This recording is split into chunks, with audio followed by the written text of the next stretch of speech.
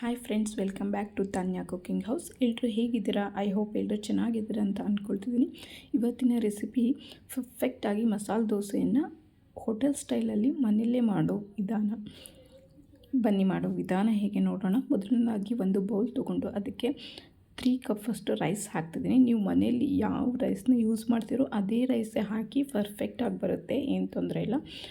ನಾನು ತೋರಿಸ್ತಿದ್ದೀನಲ್ಲ, ಈ ಕಪ್ಪಲ್ಲಿ 3 ಕಪ್ಪಷ್ಟು ರೈಸ್ ಹಾಕ್ತಿದ್ದೀನಿ. ಹಾಗೆ ಇನ್ನೊಂದು ಬೌಲ್ ತೊಗೊಂಡು ಯಾವ ಕಪ್ಪಲ್ಲಿ ರೈಸ್ ಹಾಕಿದ್ದೀನಲ್ವ ಅದೇ ಕಪ್ಪಲ್ಲಿ 1 ಕಪ್ಪಷ್ಟು ಉದ್ದಿನ ಬೇಳೆ ಹಾಕ್ತಿದ್ದೀನಿ. 2 ಟೇಬಲ್ ಸ್ಪೂನಷ್ಟು ಕಡಲೆಬೇಳೆ ಮತ್ತು 2 ಟೇಬಲ್ ಸ್ಪೂನಷ್ಟು ತೊಗರಿಬೇಳೆ, ಹಾಗೆ ಅರ್ಧ ಟೇಬಲ್ ಸ್ಪೂನಷ್ಟು ಮೆಂತೆ ಹಾಕಿ ನೀಟಾಗಿ ವಾಶ್ ಮಾಡ್ಕೊಂಡು ತೊಗೊಂಡಿದ್ದೀನಿ. ಅಕ್ಕಿ ಮತ್ತು ಉದ್ದಿನಬೇಳೆ 3:1 ರೇಷಿಯೋದಲ್ಲಿ ಹಾಕಿ ನೀವು ಯಾವ ಕ್ವಾಂಟಿಟಿ ಹಾಕ್ತಿರೋ ಆ ಕ್ವಾಂಟಿಟಿಲಿ ಈಗ ಬೇಳೆ ಹಾಗೂ ಅಕ್ಕಿ 2 ಮುಳುಗುವಷ್ಟು ನೀರು ಹಾಕಿ ಅದನ್ನು ಮುಚ್ಚಿಬಿಟ್ಟು 6 to 7 ಅವರ್ಸು ನೆನೆಯೋಕೆ ಬಿಟ್ಬಿಡಬೇಕು. 6 to 7 ಅವರ್ಸ್ ನೆನಿಬೇಕು, ಚೆನ್ನಾಗಿ ನೆಂದಿರಬೇಕು.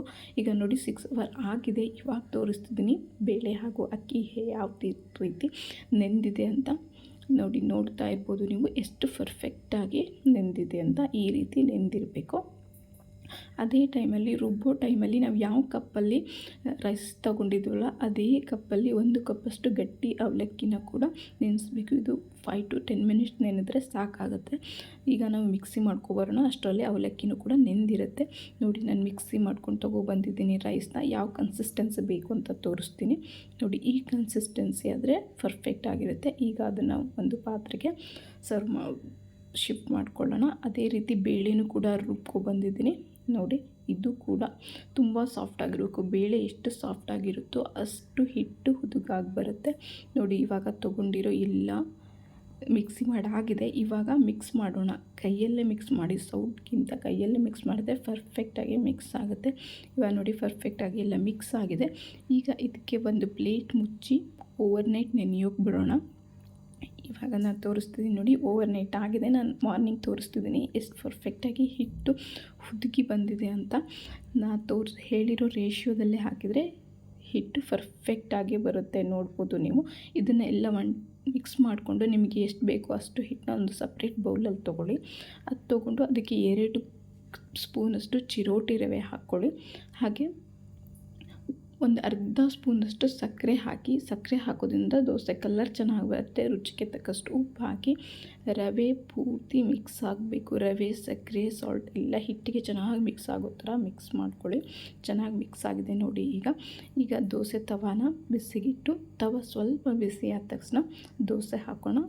ನೀವು ಫಸ್ಟ್ ಟೈಮ್ ದೋಸೆ ಹಾಕ್ತಾಯಿದ್ದೀರಿ ಅಂತ ಅನಿಸ್ತಿದ್ರೆ ನೀವು ನಿಧಾನ ಹಾಕ್ಕೊಂಡು ಮೇಲ್ಗಡೆ ಹಾಕಿ ಈ ಥರ ತಿರ್ಸ್ತಾ ಬಂದರೆ ಪರ್ಫೆಕ್ಟಾಗಿರೋ ಹೋಟೆಲಲ್ಲಿ ಸಿಗುವಂಥ ಮಸಾಲೆ ದೋಸೆನೇ ಮನೆಯಲ್ಲೇ ಪರ್ಫೆಕ್ಟಾಗಿ ಮಾಡ್ಕೋಬೇಕು. ನಾನು ತೋರಿಸ್ತಿದ್ದೀನಿ, ಈ ಥರ ನಿಧಾನ ಮಾಡ್ಕೊಳ್ಳಿ. ಈಗ ಇದು 1 ಸೆಕೆಂಡ್ ಆದ ತಕ್ಷಣ ಸ್ವಲ್ಪ ಆಯಿಲ್ ಹಾಕ್ಕೋಬೋದು. ನೀವು ಆಯಿಲ್ ಬದ್ದಿದ್ದು ತುಪ್ಪ ಕೂಡ ಹಾಕ್ಕೋಬೋದು. ನಾನು ಆಯಿಲ್ ಹಾಕ್ತಿದ್ದೀನಿ, ನಿಮಗೆ ಯಾವುದು ಬೇಕೋ ಅದನ್ನು ಹಾಕ್ಕೊಳ್ಳಿ.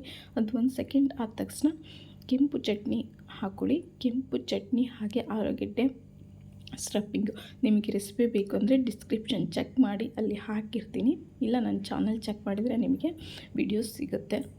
ಇದೆಲ್ಲ ಸ್ವಲ್ಪ ಸ್ಪ್ರೆಡ್ ಆದ ತಕ್ಷಣ ಸ್ವಲ್ಪ 2 ಸೆಕೆಂಡ್ ಬಿಡಿ.